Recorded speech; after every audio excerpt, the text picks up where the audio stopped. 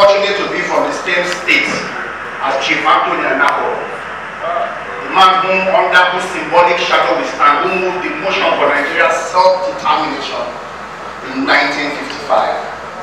It was his assumption that Nigeria had become mature enough to distribute or redistribute their own common patrimony.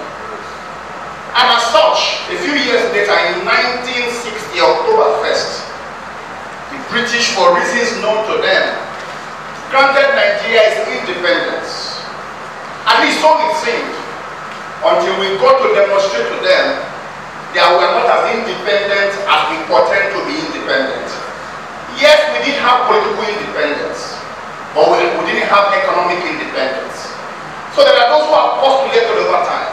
For instance, Ali Mazri has advocated that when the British left Nigeria, they left Nigeria prematurely. And as such, it may be necessary for the British to come back, to recolonize us, so that we can have our senses back. Somebody asked a question very just now. Why does it look like the guys from the Southwest seem to have it together much more than the guys from the South-South and the South-East? I have my own perspective to it. It may be infantile. Please allow me some folly in expressing myself. As senator of the National Association of Nigerian Students, we had Senate meeting in over 66 tertiary institutions, including universities, polytechnics and monotechnics. And every time we've gathered together at about 7 p.m. to judge, as we like to put it, to analyze, to dialectically put things together as to where Nigeria is where it is, a couple of things happened. First of all, our northern brothers hardly ever joined us, because at the issue there was no point in Georgia in any way as far as they were concerned. If Kanu years ago can put as part of his slogan "Born to Rule," clearly was that there was no point in joining, because while we were joining, they were spreading themselves within the nooks and corners of Nigeria and taking charge of our common patrimony, albeit to our own detriment. So they didn't join with us. Our South-Eastern brother, unfortunately, we gathered themselves in a small corner, eating anunchi and all of the delicacies that they like, and they didn't join with us. My South-South brothers involved in what was called Akutai, which was the altar of emotions. So at about 11 o'clock, a couple of us, if you like to put it that way, we go to the girls' hostel, where we thought that we had all of the rhymes and the vibes to put together those beautiful senioritas. And while we were charging our emotions, the Southwest brothers were seated about 11 and were advocating, they were postulating, they were vowing.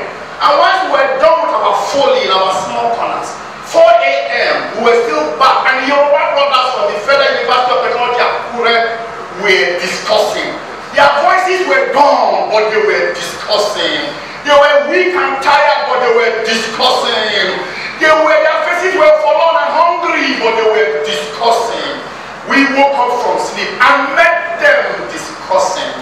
Even though we were asleep physically, over the years we had been asleep intellectually. No wonder the Yoruba people have turned the law profession to a Yoruba profession. The best engineers are Yorubas. The best politicians are Yorubas. Many of our economics are led by the Yorubas. I am therefore forced to a very serious conclusion that the problem with Nigeria is leadership. If we get leadership right, especially at the center, every other thing will become right.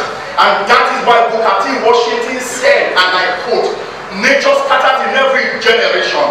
Men and women who must take charge of the destiny of others and turn it around for good." No doubt that Nigeria has a plethora of challenges. In the language of Nicola Kokuti, the Abamieda himself, he sang in his 1980 band, "If I sing say food no day, now old news be that. If I sing say road no day, now old news be that. If I sing say water no day, now old news be that." So we know the problems of Nigeria, and we're not also bereft of ideas. In the very libraries of Aso Rock, you lie the very voluminous content of the just concluded national conference. I am happy that I am the youngest person seated on this side. So we are trying to ask a fundamental fundamental question. How did we get to where we are today? A time was where capacity was what led this country. How did we get to where we are today? We are, according to Wole Soyinka, this generation is a failed generation. We don't even know who we are anymore. And that's why leaders can take us for granted. I came across a statement by Sule Lamido recently where he said, Nigeria cannot break up. And he was confident that Nigeria could not break up. He said, who will break Nigeria up? He said, all of the majority of people who should be on the street are hungry.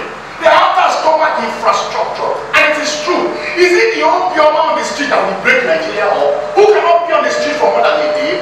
Or is it the woman selling akara that will break Nigeria up? Who must survive on a daily basis by selling akara? So the elite have put the generality of the people where they are today, where they cannot think but think beyond a day. Our